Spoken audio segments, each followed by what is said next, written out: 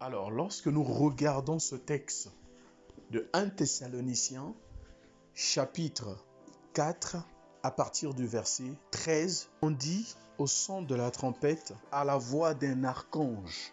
Lorsque la trompette sonnera, les morts en Christ ressusciteront premièrement. Amen.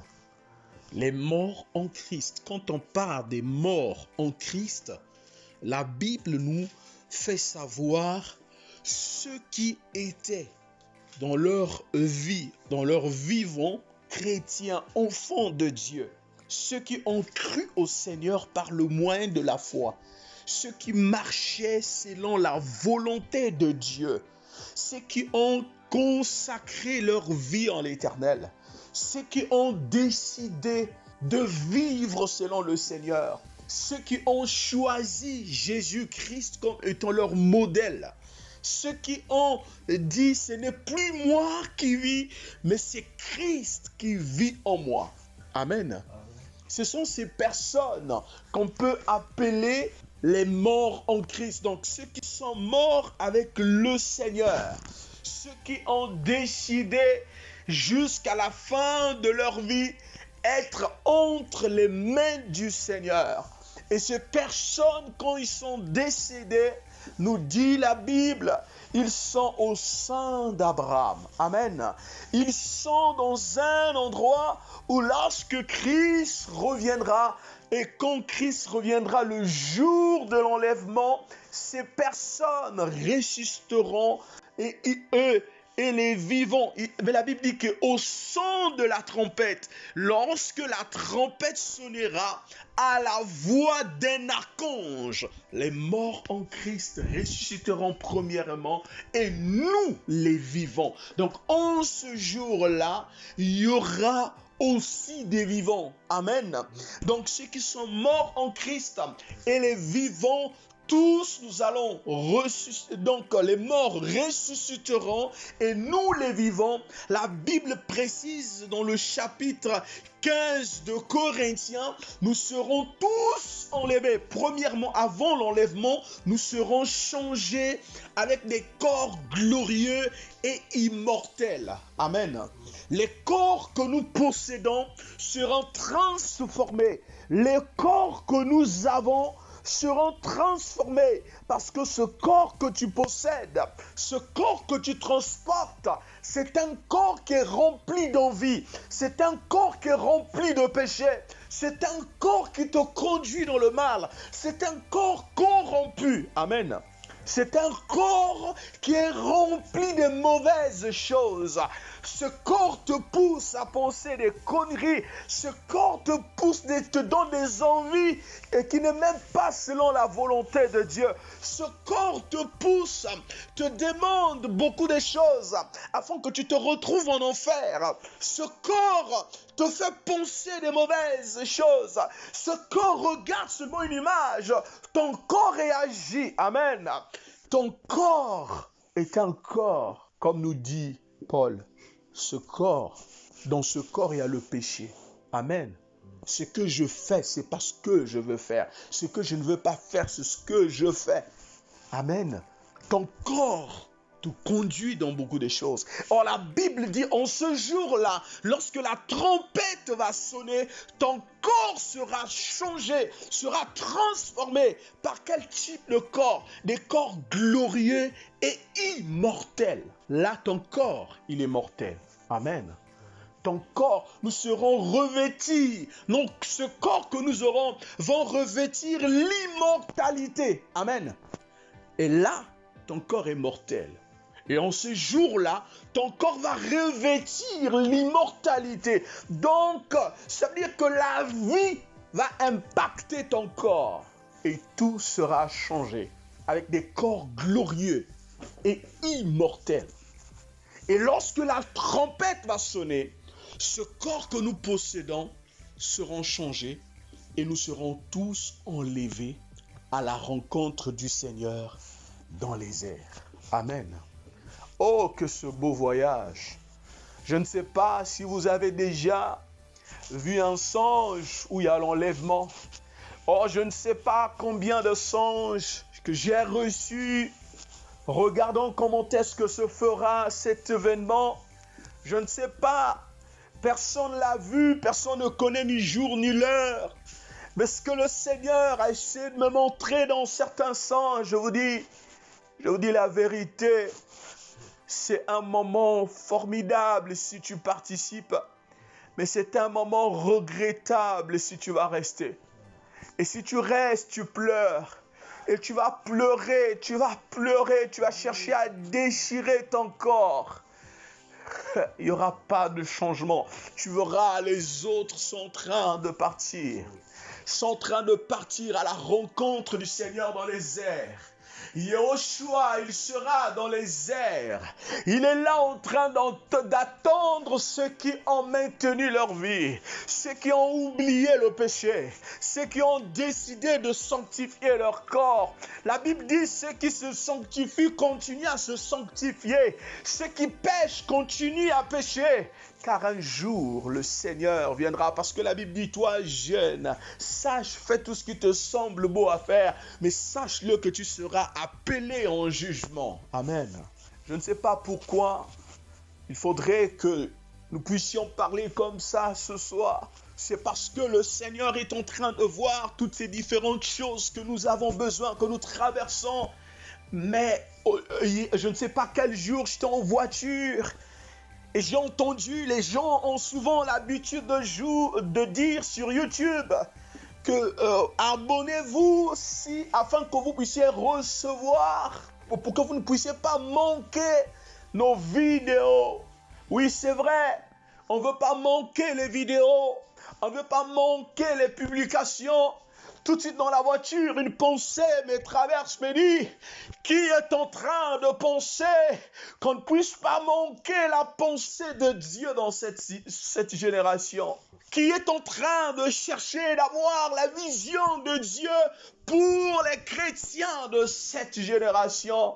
Cette génération, je ne sais pas comment est-ce que je vais qualifier cette génération. Je ne sais pas comment est-ce que je vais situer cette génération. La Bible dit une génération pervertie. Une génération où il y a tellement de péchés.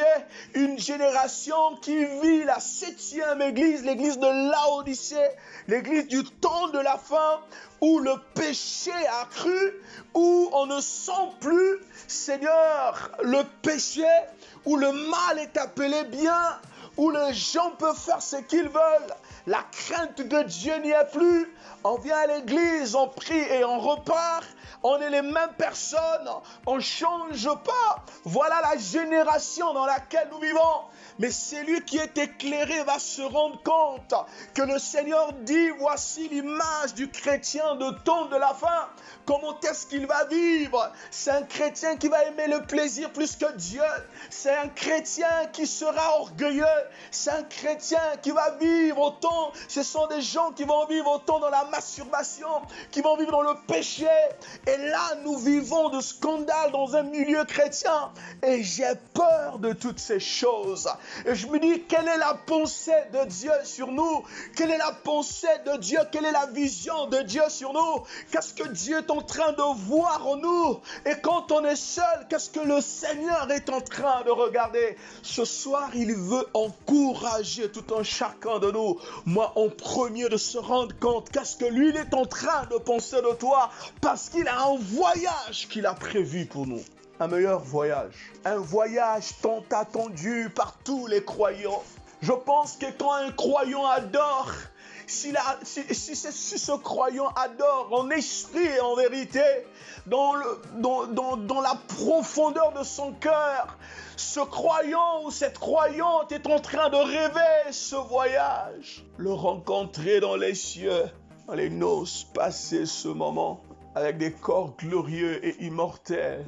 Oui, quand on essaie de voir, entendre les discours de tout un chacun de nous, nous voulons tous nous marier. Et chacun, quand il essaie de bâtir son mariage, chacun a un rêve, comment est-ce que sera son mariage? Chacun a une vision, comment sera son mariage? Ben oui, est-ce que tu as déjà imaginé le mariage de Dieu avec l'Église? Est-ce que tu réalises quel bonheur sera là-bas si tu es l'épouse du roi? Et comment est-ce que ça va se faire? Est-ce que c'est ta vision? Est-ce que tu as la vision du ciel? Est-ce que ta vision, c'est passer l'éternité avec Dieu?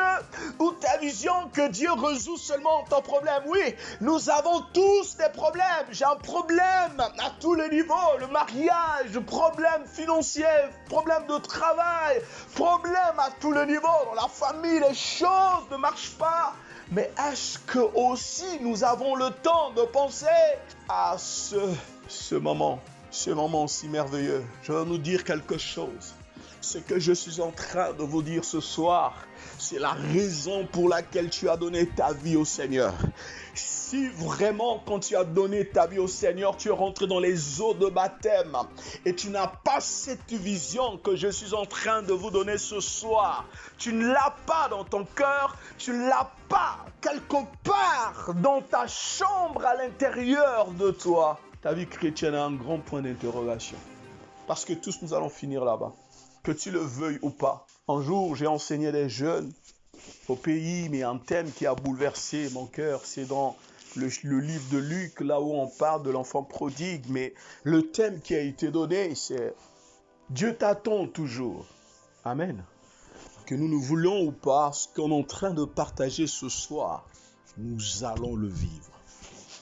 Nous allons le vivre. Oui, tu peux nier, tu peux peut-être pas vouloir écouter cette voix ce soir, mais je ne sais pas ce qui m'arrive, j'aimerais nous rassurer, Dieu nous attend tous. Et si Dieu nous attend tous, il veut que nous puissions changer de vie, il veut que nos pensées sur cet aspect des choses soient notre priorité. Amen. Soit notre priorité. Soit notre réflexion. Je veux nous dire quelque chose et je veux vous challenger. Je veux vous dire quelque chose. Peu importe la décision que tu vas prendre dans ta vie, sache-le que cette décision ne va pas mettre en cause ce voyage. Amen. L'engagement que tu vas prendre dans ta vie, que ça ne puisse pas mettre en cause ce voyage. Le travail que tu vas faire dans ta vie ne doit pas mettre en cause même l'œuvre que tu es en train de faire dans le corps de Christ. L'environnement où tu travailles ne doit pas mettre en cause ce voyage. Sinon, tu as tout manqué. Amen. Parce que si tu manques ce voyage, c'est compliqué. C'est ça. En tant qu'enfant de Dieu, il faut prendre l'ascenseur. Amen. L'ascenseur, c'est l'enlèvement. Mais si tu veux prendre les escaliers, chaque fois que tu montes une étape, tu rencontres l'homme en coupé. Tu vas voir comment est-ce qu'on va tuer quelqu'un. Chaque fois que tu vas monter l'étape, tu peux arriver jusqu'au bout, mais tu vas souffrir parce que tu vas dépenser de l'énergie. Amen. Tu vas dépenser de l'énergie. Ton corps sera frappé. Tu seras caché quelque part. Tu vas pleurer, tu vas prier. Mais ça, c'est le moment de souffrir. Christ a déjà payé le prix des escaliers. Voilà pourquoi il est rentré dans la chambre spirituelle pour concevoir l'ascenseur. Amen. Et cet ascenseur, c'est l'enlèvement. Quand on est dans l'ascenseur, on n'appuie seulement un bouton et on croit et tout est en train de se passer subitement. Amen. On va à la destination prévue. Le bouton qu'on appuie, c'est Jésus. C'est là où il est. Dès que tu appuies, l'ascenseur t'amène là où lui il est. C'est le terminus. Tu peux appuyer le bouton numéro 1. Ça va t'amener à l'étage numéro 1. Bouton numéro 2. Mais notre bouton, c'est Christ. Notre bouton, c'est la foi en Jésus. Notre bouton, c'est la parole. Notre bouton, c'est la vie de sainteté. J'aimerais encore nous dire, menant une vie de sainteté, une vie de consécration, une vie d'obéissance. Seigneur, aide-moi à mener cette vie. Seigneur, j'étais tant dessus. Seigneur, j'étais tant dessus. J'étais tant exposé.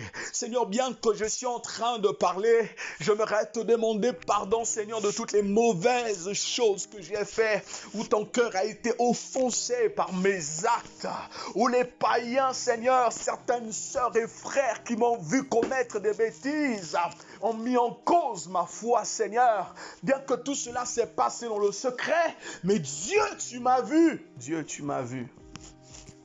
Pardonne-moi. Dieu nous voit. Dieu est en train de nous regarder. Je veux nous dire quelque chose. Certaines personnes ne veulent pas écouter ce genre de message parce que la vie que nous menons, je veux vous dire que tant que tu mènes une vie qui ne glorifie pas le Seigneur, reconnais-le et change. Tant que tu resteras là, tu seras surpris. Ce n'est pas moi qui le dis, mais c'est les Saintes Écritures qui le déclarent. Amen. Je ne sais pas pourquoi ce soir, le Seigneur veut bâtir des choses en nous. Le Seigneur, ma prière est que le Seigneur me communique sa pensée dans cette génération. On est trop vers la fin. Tout est clair. Actuellement, on est en train d'entendre ce qui se passe entre la Russie et l'Ukraine. Je vais vous dire la vérité. J'ai suivi des films où on est en train de parler de les conflits entre la Russie et l'Ukraine. Ces films ont existé il y a plus de 5 ans, 7 ans, 8 ans. Mais comment est-ce que ces films pourront avoir autant de révélations? Je suis un frère, il y a 7 ans de cela, on était en train de prêcher, parler de ce conflit. C'est comme si c'était un conflit qui peut annoncer une troisième guerre. On ne sait pas ça va commencer comment. Il y a tellement de prophéties. Parce que la Bible dit si ces choses n'ont pas été abrégées, trouverai-je la foi sur la terre? Et le message qu'on est en train d'annoncer ce soir, c'est le message qui va nous donner la foi dans le temps de la fin. Parce que, en ce temps de la fin, il faudrait que tu aies une foi affermie. Une foi affermie. Parce que si ta foi n'est pas affermie, quand ces choses vont arriver, vous savez ce que le diable est en train de faire maintenant? Il est juste en train de nous pincer par rapport à ce que nous avons besoin. Amen. Il pince. Il pince le mariage, il pince les finances, il pince les papiers, il pince partout. Et quand il va pincer, toi tu vas chercher la solution là-bas. Et quand tu vas chercher la solution, tu vas oublier le voyage. Amen. Quand tu vas chercher la solution, tu vas oublier.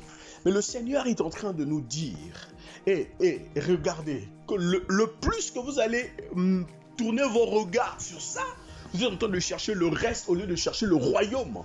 Moi qui est le roi dans le royaume, c'est que j'arrive prendre l'église. Il a besoin plus de nos regards vers lui afin qu'on soit des violents. Parce que le ciel appartient aux violents. Amen. Mais à quel moment le ciel va appartenir aux violents? C'est lorsque tu vis des difficultés et tu t'en fous de ces difficultés. Tu tournes tes regards vers le Seigneur. Malgré que ça pique, tu dis Seigneur, je t'adore. Malgré que ça coince, Seigneur, je veux vivre dans la sanctification. Malgré que c'est compliqué, tu dis je lâcherai pas. Malgré que l'âge est en train d'avancer, le mariage retarde, tu diras, Seigneur, tu m'as gardé pendant beaucoup d'années, mais c'est aujourd'hui que je vais lâcher. Non. Un jour, j'étais en train de prêcher, je ne sais pas qu'est-ce qui m'est arrivé, je dis aux gens, tant mieux mourir sans être marié et aller au ciel qu'être marié et se retrouver en enfer. Tu as tellement besoin des enfants, mais s'il arrivait que avoir ces enfants-là, c'est dans une mauvaise manière, tant mieux ne pas avoir des enfants aller au ciel que d'avoir les enfants et se retrouver en enfer. Que servira-t-il à un homme de gagner ce monde s'il perd son âme? Amen. Que servira-t-il à un homme? Je vous dis la vérité, saisissez la profondeur de ce message. Ces genres de messages ne seront plus prêchés 2, 3, 4 fois. Ces genres de messages sont très importants. Si réellement tu peux disposer ton cœur, tu peux vraiment être disposé afin que le Seigneur te fortifie, afin que le Seigneur t'encourage de rester fidèle en ce temps de la fin. Je vous dis la vérité, le Seigneur là où il est, il veut seulement ceux qui ont les regards fixés vers lui. Parce que la Bible dit, ce dernier temps, c'est des temps difficiles. Quel temps? Difficile. Amen. La Bible précise difficile. Donc, on va souffrir les temps difficiles, car les hommes seront égoïstes, fanfarons, amis de l'argent, aimeront le plaisir plus que Dieu, rebelles à leurs parents, impolis, insolents, ingrats, cruels, Regarde les mots qu'utilise la Bible. Les hommes du temps de la fin. Et tout cela sont des signes à tous ceux qui craignent Dieu. Et si c'est toi qui es en train d'accomplir ces différentes choses, tu es pris en piège. Pour toi, ça doit être un moyen de les voir. Et je vous dis la vérité, ce que je suis en train de sentir en ces temps là-bas, c'est que la Bible dit l'amour de certains, d'un grand nombre, va refroidir. Et la foi va diminuer. La foi va se refroidir. Et l'amour de certains vont diminuer. Amen. Et je vous dis la vérité, il m'arrive à des moments, je veux prier, mais je n'ai pas envie. L'amour de la prière a diminué. L'amour de méditer la parole a diminué. Et parfois, que tu es concentré sur une seule chose, prier, mais tu ne lis pas la Bible. Et si tu vérifies très bien le fait de ne pas lire la Bible, tu pèches. Parce que la Bible te recadre. Amen.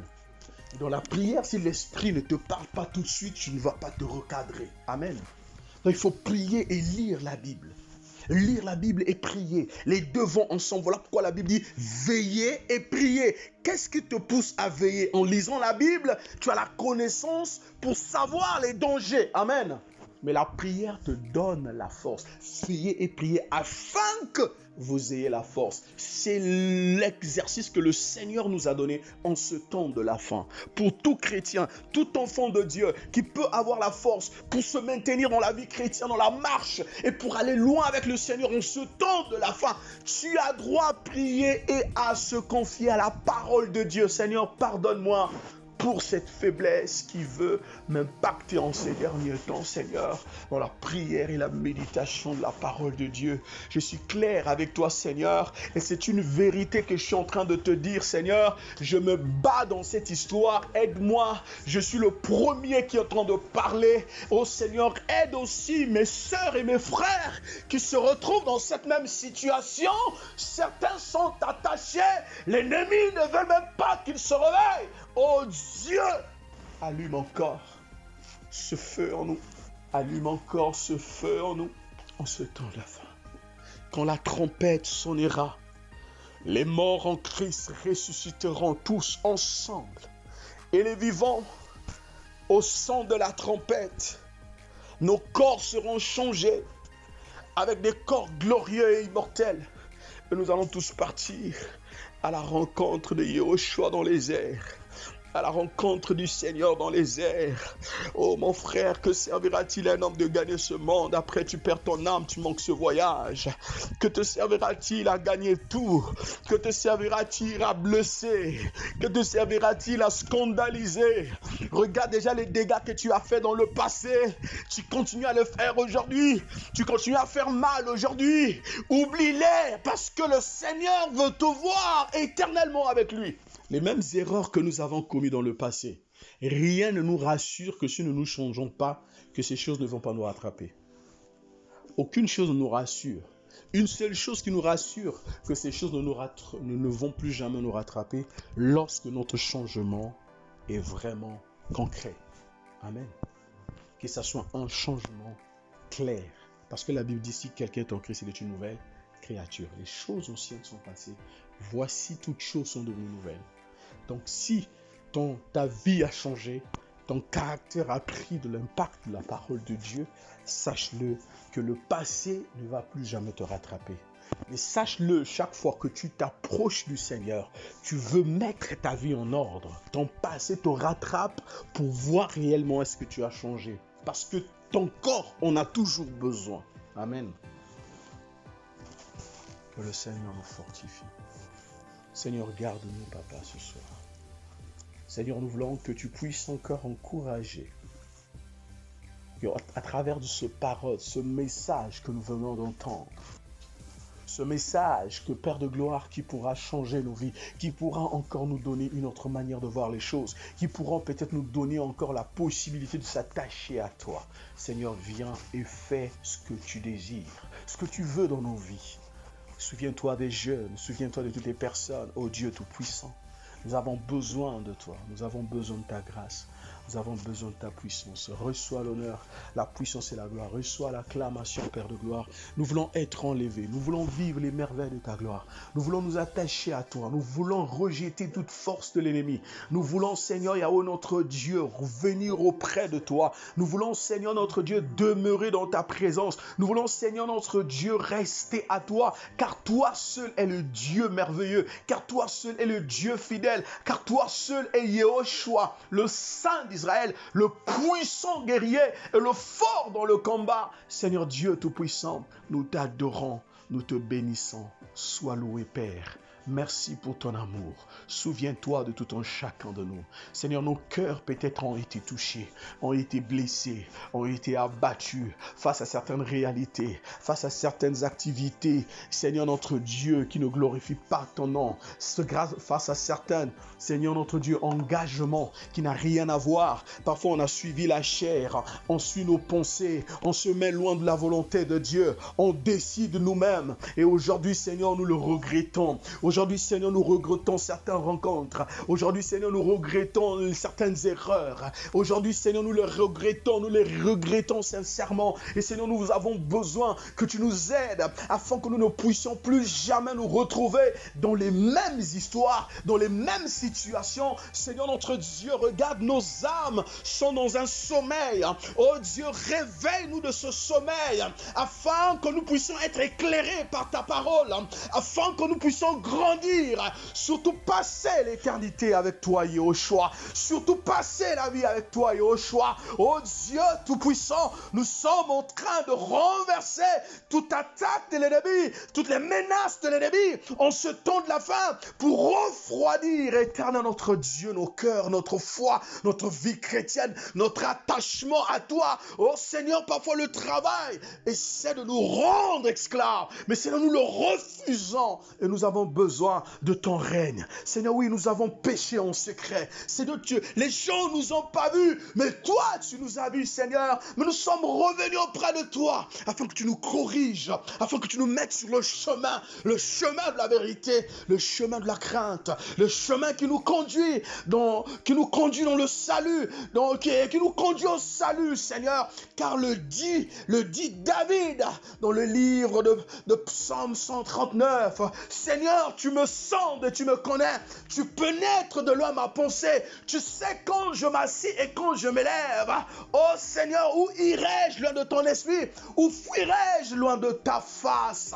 Seigneur notre Dieu, David dit, quand tu vois mon cœur prendre un mauvais chemin, ramène-moi sur le chemin droit, le chemin du salut. Seigneur, quand tu vois mon cœur s'attacher, mon cœur s'éloigner, mon cœur, Seigneur, puisse aimer des choses, des personnes qui vont détruire nos vies. Seigneur, je t'en supplie, ramène-moi sur le chemin du salut. Le chemin du salut, Seigneur, je m'en fous du reste. Ce que je veux, Seigneur, j'ai donné toute ma vie à toi. Seigneur, je ne veux pas perdre ma vie. Je ne veux pas perdre ma vie. Je ne veux pas aller en enfer, Seigneur. Je refuse tout cela. Seigneur, je me suis engagé dans certaines choses qui n'ont pas glorifié ton nom. Je refuse. Ramène-moi sur le chemin du salut. Seigneur, ramène-moi sur le chemin du salut. Je veux être un modèle. Je veux, Seigneur, te témoigner. Mais seul, je n'arriverai pas. L'ennemi est en train de vouloir chercher de détruire ma vie, détruire mon futur. Mais Seigneur Dieu, je prie ce soir, peu importe les stratégies de l'ennemi, peu importe les plans de l'ennemi, Seigneur, je le déclare, protège-moi, Seigneur, protège-moi, protège ces jeunes, protège. Je refuse, Seigneur, je refuse, Seigneur, je refuse, Jésus, je refuse les plans de l'ennemi. Cette lourdeur dans la prière, cette lourdeur dans la méditation, cette lourdeur, Seigneur, d'obéir à ta parole, cette lourdeur, Seigneur, je le refuse. Saint-Esprit, impacte ma personne. Saint-Esprit, impacte ma vie. Oui, Jésus, j'ai beaucoup de choses à te demander. Tu le sais ce qui me manque. Mais ce qui m'importe ce soir, c'est que je dois participer dans ce voyage. Ce voyage tant attendu. Seigneur, ce voyage, j'ai donné ma vie à toi, Seigneur. Pas pour autre chose, c'est pour passer l'éternité avec toi. C'est pour vivre les merveilles avec toi. C'est pour passer l'éternité avec toi. C'est pour vivre les merveilles de ta gloire. Seigneur, je refuse le péché. Je refuse le péché. Je refuse le péché. Saint-Esprit de Dieu, allume encore ma personne. Allume encore, Seigneur, que ton Esprit Saint agit. Que ton Esprit Saint agit. Que ton Esprit Saint pénètre dans mon cœur. Que ton Esprit Saint pénètre dans ma vie. Que ton Esprit Saint touche mon cœur. Oh Dieu Tout-Puissant, nous voulons voir ta gloire. Nous voulons contempler les merveilles de ta gloire. Seigneur Dieu Tout-Puissant, manifeste-toi puissamment. Règne à jamais. Règne à jamais. Règne à jamais. Seigneur Dieu Tout-Puissant. Oh Yehoshua, nous t'adorons. Nous te louons. Nous te bénissons, Papa. Reçois l'honneur, la puissance et la gloire pour le siècle des siècles. Dans le nom de Yehoshua. Yehoshua Hamashiach, notre Sauveur. Béni sois-tu, éternel Dieu. Nous t'adorons. Nous te louons, nous t'exaltons, maintenant et à jamais. Nous disons au nom de Yehoshua. Amen.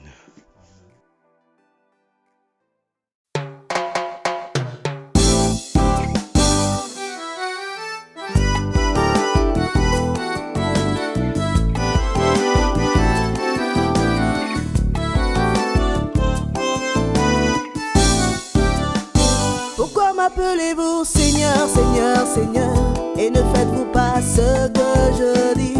Pourquoi m'appelez-vous Seigneur, Seigneur, Seigneur, et ne faites-vous pas ce que je dis? Celui qui m'aime garde mes commandements. Celui qui m'aime sera aimé de mon Père. Celui qui m'aime garde mes commandements. Celui qui m'aime sera aimé de mon Père. Soyez violents afin d'entrer dans mon royaume. Soyez violents afin que je vous accueille. Soyez violents pour le royaume des cieux. Soyez violents pour le royaume. Soyez violents pour le royaume des cieux. Soyez violents pour le royaume.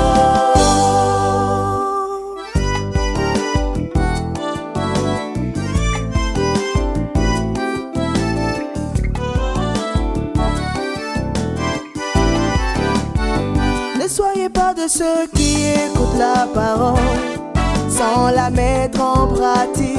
Ne soyez pas de ceux qui écoutent la parole sans la mettre en pratique.